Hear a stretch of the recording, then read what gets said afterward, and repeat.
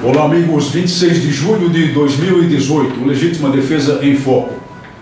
Vejam só como são as coisas, senhoras e senhores. As agruras dos dignos magistrados brasileiros no tocante à questão do porte de armas, de fogo, de defesa, continuam.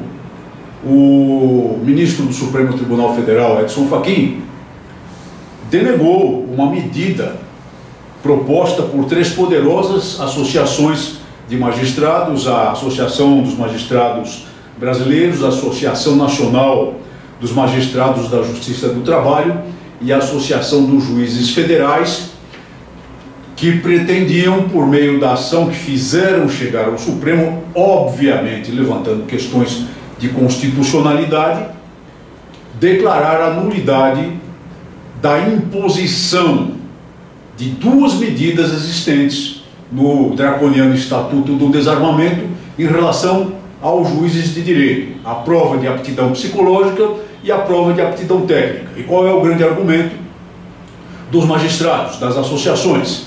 É muito simples: é que o porte de arma é um direito funcional, o porte de arma é um direito da categoria, o porte de arma é um direito da magistratura nacional e não estabelecido em lei ordinária, porque o Estatuto do Desarmamento é uma lei ordinária, estabelecido numa lei de patamar superior, que é uma lei complementar, ou seja, a lei orgânica da magistratura nacional. E obviamente eles estão certos, porque se a lei orgânica da magistratura, a lei complementar, declara que o magistrado, por sua categoria, que o magistrado, por sua condição funcional, pela sua investidura na magistratura, tem direito ao porte de arma de fogo de defesa, obviamente tem direito de adquirir a arma também, porque ninguém pode portar se não adquirir, ninguém pode portar se não for possuidor, é claro.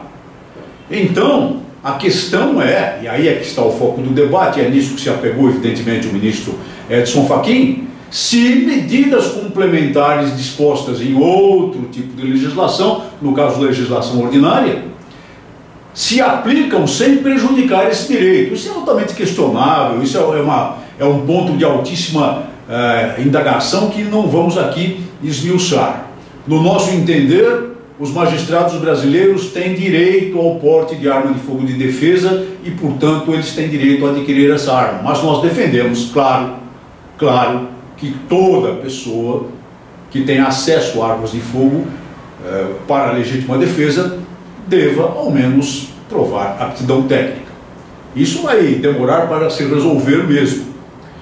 E enquanto os magistrados lutam por esse direito, lembrem-se de que comentamos em um programa recente que às vezes eles são alvos de medidas legais, no caso medidas disciplinares, perante o Conselho Nacional de Justiça, por portar arma de fogo durante audiências, como se isso não fosse um direito. É direito do magistrado portar arma de fogo em audiência em qualquer parte, a qualquer momento, em qualquer lugar, porque a lei orgânica da magistratura assim o diz. O problema dos magistrados frequentemente se torna o problema do cidadão comum.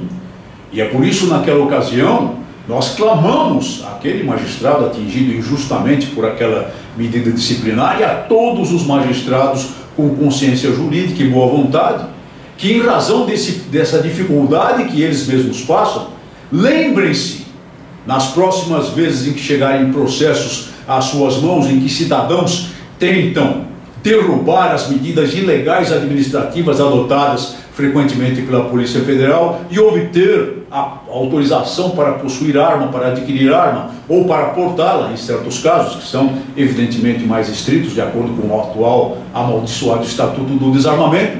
Lembrem-se das suas próprias agruras e reflitam um pouco sobre as agruras do cidadão comum, que são muito maiores.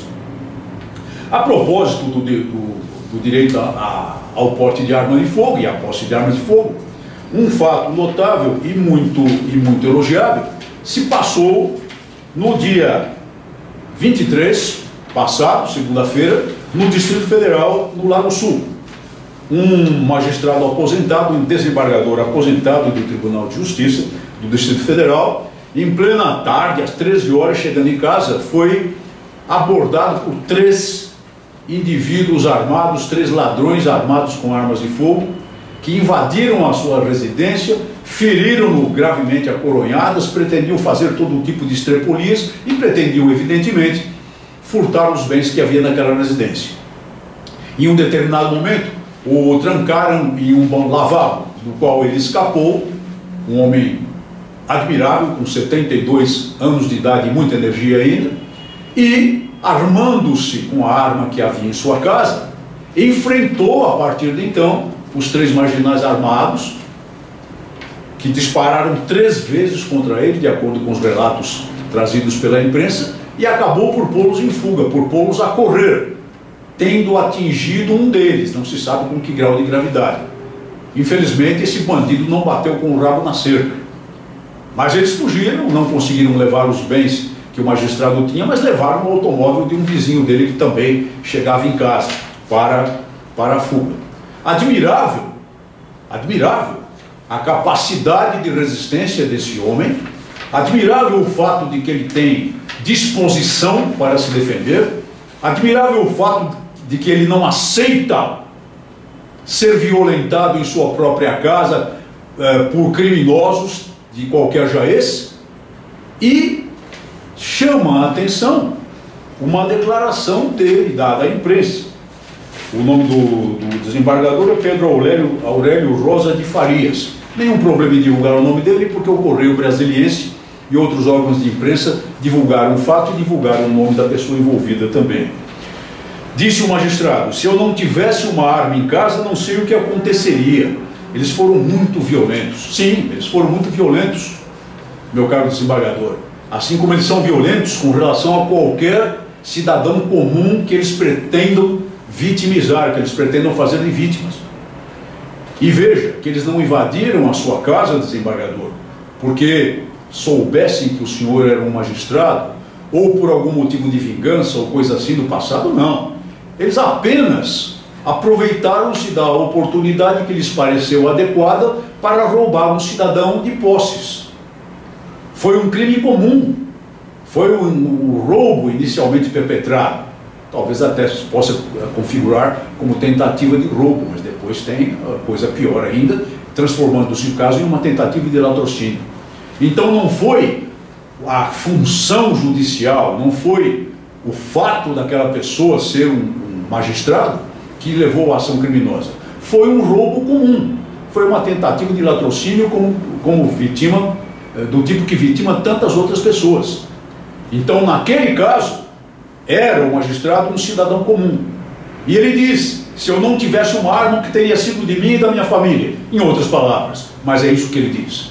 E da mesma forma nós perguntamos, não tendo as pessoas de bem comuns, que aliás não têm a proteção especial do Estado, como tem os magistrados, tantas vezes já repetimos aqui, condição, capacidade de reagir à sanha criminosa, porque apesar da declaração de intenções da própria lei, que é draconiana, as autoridades administrativas frequentemente impedem o acesso dessas pessoas a armas de fogo, mesmo para posse no lar. Como é que ficariam elas? Na mesma situação em que, havendo condições para a defesa, como tinha o magistrado, e ninguém vai questionar, evidentemente, a capacidade que ele tinha, o direito que ele tinha de possuir arma de fogo em casa, e mesmo de portá-la, apesar de ser aposentado, se fosse o caso. E as pessoas comuns, não tendo esses dispositivos, ficam à mercê dos criminosos. Nós não defendemos o direito apenas para os magistrados. Nós reafirmamos que a Lei Orgânica da Magistratura Nacional confere esse direito aos magistrados. Mas nós queremos e exigimos esse direito para todas as pessoas de bem, sem antecedentes criminais, que provem preencher os requisitos da lei no nosso país. Porque quando a bandidagem começa a bater com o rabo na cerca, começa a levar a pior, as coisas mudam, e mudam para muito melhor. E muitas vezes pela ação de cidadãos comuns armados, que em assim agindo, na verdade, são um adendo importante e qualitativo à segurança pública, e não o contrário. Muito obrigado por sua atenção e até o nosso próximo programa.